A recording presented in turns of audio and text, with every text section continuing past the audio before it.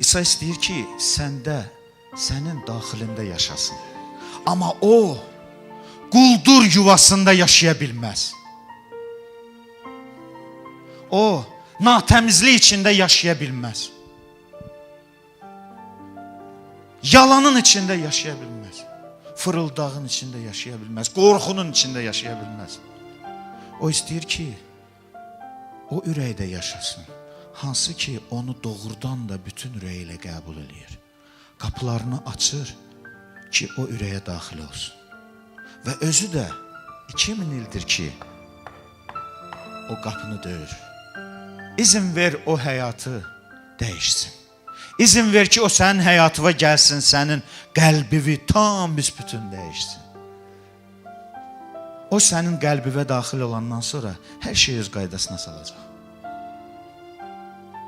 İzin ver ona etibar et. Həyatını ver ona. Və bil ki, o həyatın, o qəlbin doğrudan da lazımlı əllərdədir. Mən sizi bu günləri tövbəyə dəvət edirəm. Şans var, ümid də var. Və kəlam da bizə deyir ki, İsa Məsihə iman edənlər əbədi həyatı alacaq. Ona ümid edənlər heç açan utandırılmayacaq.